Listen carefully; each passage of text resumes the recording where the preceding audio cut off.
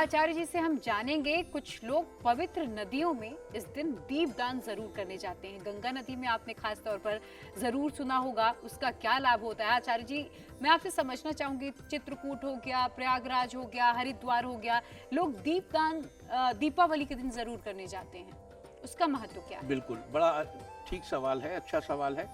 नदियों में ही नहीं, गौशाला में, सिर्फ नदियों में ही नहीं, गौशाला में, मंदिरों में, देवस्थानों पर, चैत्यों में, जहाँ जहाँ जो पवित्र स्थल हैं और जहाँ जो जलाशय बना है, देवालय के अतिरिक्त जलाशय, क्योंकि जल की भी उतनी ही महिमा है। जल भी हमारे लिए बड़ा महत्वपूर्ण है।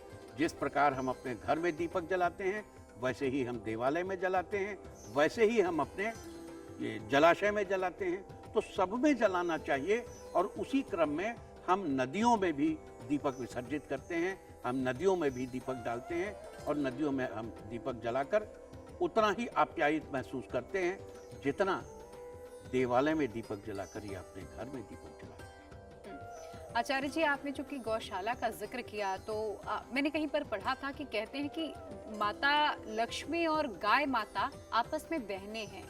क्या इसका भी कोई संबंध है दिवाली के दिन से? क्या दीपावली के दिन खास तौर पर गौ माता की भी पूजा अर्चना करना फलदायी होता है? देखो, कहते हैं समुद्र मंथन के समय समुद्र से कामधेनु अवतरित हुई और समुद्र से ही माता लक्ष्मी भी अवतरित हुई, समुद्र से ही चंद्रमा भी अवतरित हुआ था, है ना।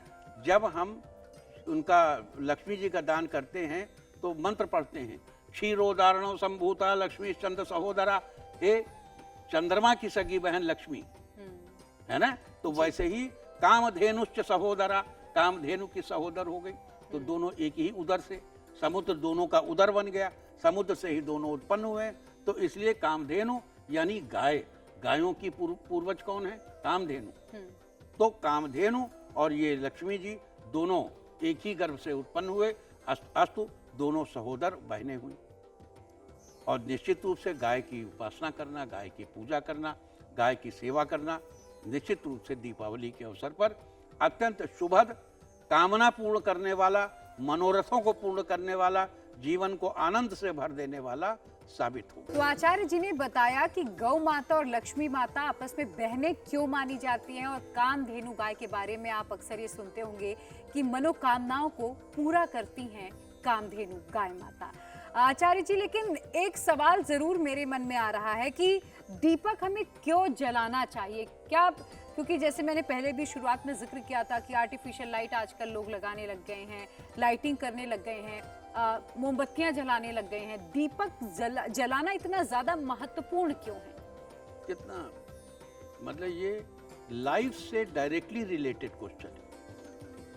हमारा शरीर 5 तत्वों से बना है, क्षिति, जल, पावक, गगन, समीरा, पृथ्वी, अग्नि, वायु, मतलब हवा। ये जो 5 चीजें हैं, इन 5 चीजों को मिलकर शरीर बना है। अभी अभी हम जाड़े की ऋतु से निकल कर आए हैं, वो बरसात से निकल कर आए हैं, जाड़े की ओर बढ़ रहे हैं। इस समय अग्नि तत्व का सेवन हमारे लिए श्रेयस्कर है। दूसरी चीज, कार्तिक मास की अमावस्या की तिथि बड़ी ही अंधेरी, अंधकारपूर्ण होती है, और इस अंधकारपूर्ण रात्रि में कब किधर से कौन सा जलचर गोचर निकल जाए कुछ अता पता नहीं। तो इस रात्रि में दिया जलाना चाहिए, वैसे भी नित्य दिया जलाना चाहिए, और इस रात्रि में विशेष रूप से दीपक जलाना चाहिए। और सबसे महत्वपूर्ण बात यह है कि श्री राम के अयोध्या लौटने के उपलक्ष्य में दिए जलाने की परंपरा है। तो अब इसका प्रश्न ही कहां से पैदा होता है दीपक क्यों जलाना चाहिए?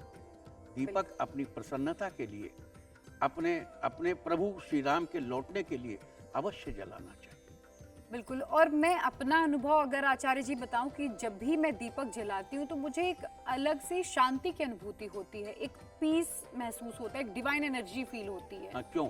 तुम्हारे अंदर फायर एलिमेंट की कमी है, अग्नि तत्व, जोश की कमी है। तो इसका मतलब जब दीपक जलाओगी तो अग्नि तत्व पैदा होगा, जोश पैदा होगा, और जब जोश होगा तो पीस महसूस होगी, अच्छा महसूस होगा, शांति महसूस होगी।